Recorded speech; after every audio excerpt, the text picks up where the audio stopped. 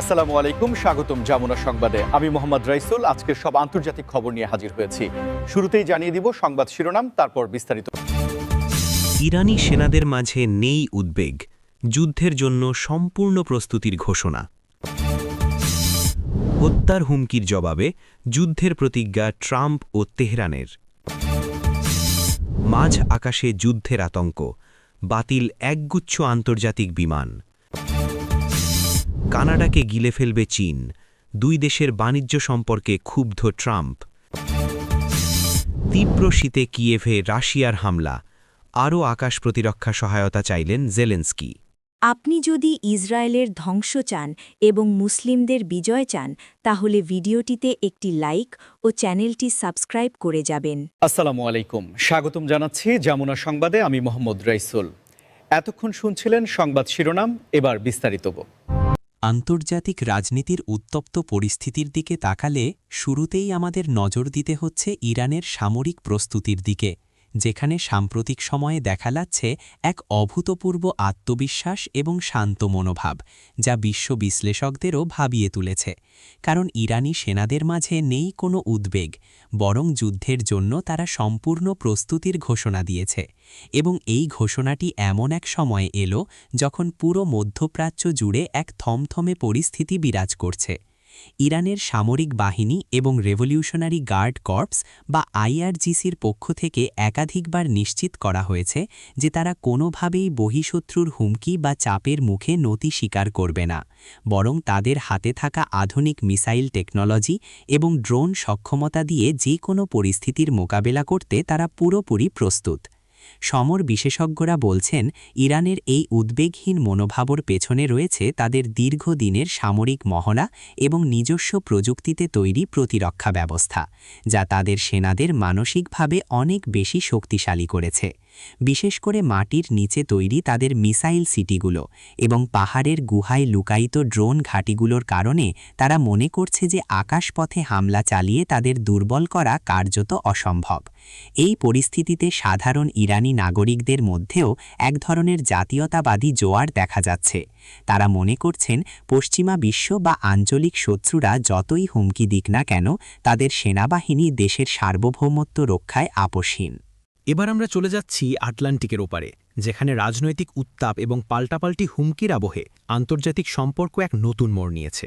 বিশেষ করে Donald Trump এবং তেহরানের মধ্যকার সম্পর্ক এখন এমন এক পর্যায়ে পৌঁছেছে যে হত্যার হুমকির জবাবে যুদ্ধের প্রতিজ্ঞা করছেন খোদ ট্রাম্প এবং তেহরান উভয় পক্ষই। যুক্তরাষ্ট্রের সাবেক প্রেসিডেন্ট ডোনাল্ড ট্রাম্প, যিনি আগামী নির্বাচনে আবারও হোয়াইট হাউসে ফেরার লড়াই করছেন, তিনি অভিযোগ করেছেন যে ইরান তাকে হত্যার ষড়যন্ত্র করছে এবং তিনি যদি ক্ষমতায় আসেন তবে তিনি ইরানকে মাটির সাথে মিশিয়ে দেবেন। এমন কড়া ভাষাই তিনি ব্যবহার করেছেন তার সাম্প্রতিক নির্বাচনী প্রচারণায়। অন্যদিকে তেহরানও বসে নেই। তারাও পাল্টা জবাবে জানিয়েছে যে তাদের শীর্ষ জেনারেল কাসেম সোলাইমানি হত্যার প্রতিশোধ তারা নেবেই এবং ট্রাম্পের কোনো হুমকিকে তারা তোয়াক্কা করে না। এই যে পাল্টাপাল্টি যুদ্ধের প্রতিজ্ঞা, এটি শুধুমাত্র দুটি দেশের মধ্যেই সীমাবদ্ধ নেই, বরং এটি বিশ্ব অর্থনীতির জন্য, বিশেষ করে তেলের বাজারের জন্য এক বিশাল অশনি সংকেত। আন্তর্জাতিক নিরাপত্তা বিশ্লেষকরা বলছেন, ট্রাম্প যদি সত্যিই আবার ক্ষমতায় আসেন এবং তার সেই বিখ্যাত ম্যাক্সিমাম প্রেশার বা সর্বোচ্চ চাপ প্রয়োগের নীতি আবার শুরু করেন, তবে মধ্যপ্রাচ্যে একটি বড় ধরনের সংঘাত অনিবার্য হয়ে উঠতে পারে। ট্রাম্পের সমর্থকরা মনে করছেন একমাত্র ট্রাম্পই পারেন ইরানকে নিয়ন্ত্রণে রাখতে। অন্যদিকে সমালোচকরা বলছেন যে এই ধরনের উস্কানিমূলক কথাবার্তা পরিস্থিতিকে আরও জটিল করে তুলছে। তেহরানের পক্ষ থেকেও বলা হচ্ছে যে তারা এখন আর আগের মতো দুর্বল অবস্থানে নেই এবং তারা তাদের প্রক্সি বাহিনীগুলোর মাধ্যমে পুরো অঞ্চল জুড়ে যুক্তরাষ্ট্রের স্বার্থে আঘাত হানতে সক্ষম।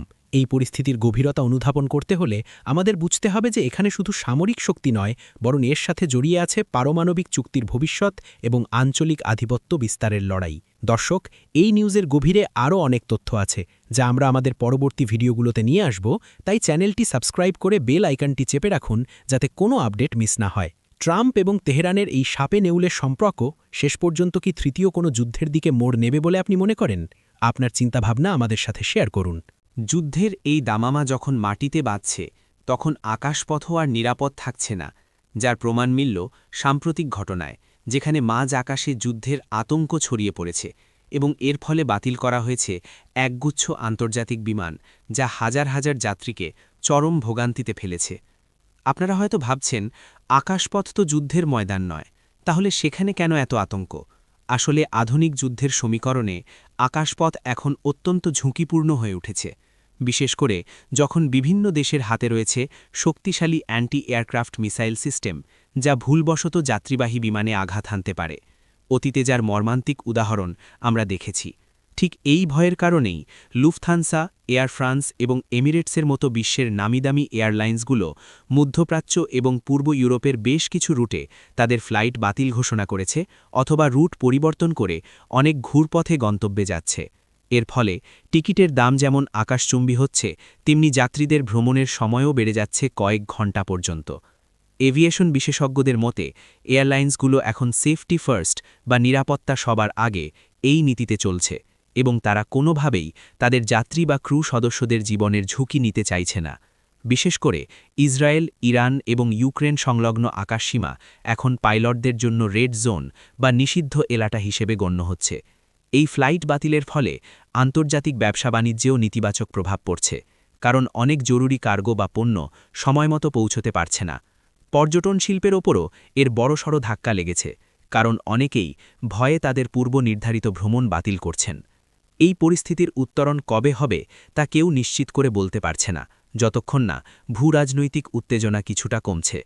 দর্শক, আপনি যদি সম্প্রতি বিদেশ ভ্রমণের পরিকল্পনা করে থাকেন, তবে অবশ্যই আপনার এয়ারলাইন্সের সাথে যোগাযোগ করে ফ্লাইটের স্ট্যাটাস জেনে নেবেন, আর এই নিউজটি আপনার পরিচিতদের সাথে শেয়ার করে তাদেরও সতর্ক করতে পারেন। মাঝ আকাশে এমন নিরাপত্তাহীনতা নিয়ে আপনার অনুভূতি কি? আমাদের কমেন্ট বক্সে লিখে জানান। এবার দৃষ্টি ফেরানো যাক উত্তর আমেরিকার রাজনীতির দিকে, যেখানে বাণিজ্য এবং কূটনীতি মিলেমিশে একাকার হয়ে গেছে। কারণ ডোনাল্ড ট্রাম্প এবার এক বিস্ফোরক মন্তব্য করেছেন, যা কানাডার অর্থনীতিতে কম্পন ধরিয়ে দিয়েছে। তিনি বলেছেন কানাডাকে গিলে ফেলবে চীন, এবং এই মন্তব্যের মাধ্যমে তিনি দুই দেশের বাণিজ্য সম্পর্ক নিয়ে তার চরম ক্ষোভ প্রকাশ করেছেন। ট্রাম্পের এই মন্তব্যের পেছনের কারণ হল তিনি মনে করেন কানাডা চীনের পণ্য, বিশেষ করে চীনের তৈরি ইলেকট্রিক গাড়ি এবং সস্তা স্টিল যুক্তরাষ্ট্রের বাজারে প্রবেশের জন্য একটি ব্যাকডোর বা পেছনের দরজা হিসাবে কাজ করছে। মেক্সিকো এবং কানাডার সাথে যুক্তরাষ্ট্রের যে মুক্ত বাণিজ্য চুক্তি বা USMCA রয়েছে, ট্রাম্প মনে করেন চীন সেটির অপব্যবহার করে কানাডার মাধ্যমে শুল্ক ফাঁকি দিয়ে যুক্তরাষ্ট্রে তাদের পণ্য ঢোকাচ্ছে, যা যুক্তরাষ্ট্রের নিজস্ব শিল্পকে ধ্বংসের মুখে ঠেলে দিচ্ছে।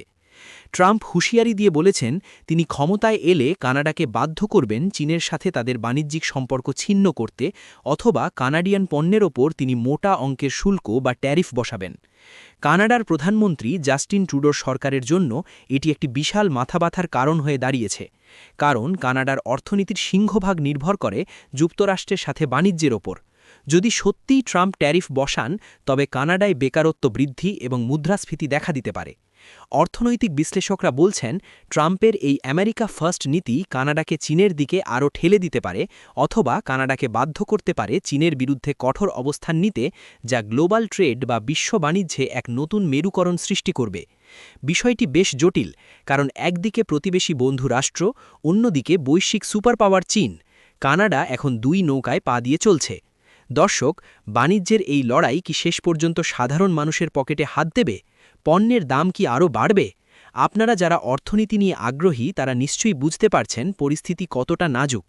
ভিডিওটি ভালো লাগলে একটি লাইক দিন, এতে আমাদের মনোবল বাড়ে।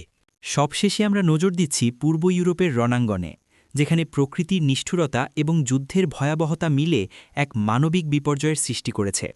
কারণ তীব্র শীতে কিয়েভে রাশিয়ার হামলা আরও জোরদার হয়েছে, এবং এই পরিস্থিতিতে ইউক্রেনের প্রেসিডেন্ট জেলেন্সকি পশ্চিমা বিশ্বের কাছে আরও আকাশ প্রতিরক্ষা বা এয়ার ডিফেন্স সহায়তা চেয়ে আকুতি জানিয়েছেন। ইউক্রেনে এখন হাড় কাঁপানো শীত, তাপমাত্রা হিমাঙ্কের অনেক নিচে, আর ঠিক এই সময়টাকেই রাশিয়া বেছে নিয়েছে তাদের স্ট্র্যাটেজিক বা কৌশলগত হামলার জন্য। রুশ বাহিনী ইউক্রেনের বিদ্যুৎ কেন্দ্র, তাপবিদ্যুৎ কেন্দ্র এবং গ্রিড স্টেশনগুলোকে লক্ষ্য করে একের পর এক মিসাইল এবং ড্রোন হামলা চালাচ্ছে, যার উদ্দেশ্য হল ইউক্রেনের জনগণকে শীতে কষ্ট দেওয়া এবং তাদের মনোবল ভেঙে দেওয়া। বিদ্যুৎ না থাকায় কিয়েভ সহ বড় বড় শহরগুলোতে হিটিং সিস্টেম কাজ করছে না। মানুষ তীব্র শীতে অন্ধকারে দিন কাটাচ্ছে, যা এক চরম মানবিক সংকটের জন্ম দিয়েছে। প্রেসিডেন্ট জেলেন্সকি ভিডিও বার্তায় বিশ্ব নেতাদের উদ্দেশ্যে বলেছেন যে রাশিয়ার এই মিসাইল হামলা ঠেকানোর মতো পর্যাপ্ত প্যাট্রিয়ট মিসাইল বা আকাশ প্রতিরক্ষা ব্যবস্থা তাদের নেই, তাই জরুরি ভিত্তিতে তাদের আরও সহায়তা প্রয়োজন। ন্যাটোর সদস্য দেশগুলো সহায়তা পাঠানোর প্রতিশ্রুতি দিলেও লজিস্টিক বা পরিবহন জটিলতার কারণে তা সময়মতো পৌঁছাতে দেরি হচ্ছে। সামরিক বিশ্লেষকরা বলছেন শীতকালকে রাশিয়া একটি অস্ত্র হিসেবে ব্যবহার করছে, যাকে বলা হয় উইন্টার ওয়েপেনাইজেশন। এই পরিস্থিতিতে ইউক্রেনের সাধারণ মানুষ অবিশ্বাস্য ধৈর্যের পরিচয় দিচ্ছে। তারা জেনারেটর শেয়ার করছে, কমিউনিটি কিচেন তৈরি করছে এবং একে অপরের পাশে দাঁড়াচ্ছে। কিন্তু প্রশ্ন হল, এভাবে আর কতদিন তারা টিকে থাকবে যদি না আকাশ প্রতিরক্ষা ব্যবস্থা জোরদার করা হয়? দর্শক, যুদ্ধের এই মানবিক দিকটি আমাদের হৃদয় ছুঁয়ে যায়। আমরা আশা করি দ্রুত এই সংঘাতের অবসান হবে। আজকের এই বিস্তারিত নিউজ বুলেটিন এখানেই শেষ করছি। আমাদের চ্যানেলটি সাবস্ক্রাইব করে আমাদের পরিবারের সদস্য হয়ে যান। দেখা হবে পরবর্তী ভিডিওতে নতুন কোনো খবরের বিশ্লেষণে। ততক্ষণ পর্যন্ত ভালো থাকুন, সুস্থ থাকুন এবং তথ্যের সাথেই থাকুন। ধন্যবাদ।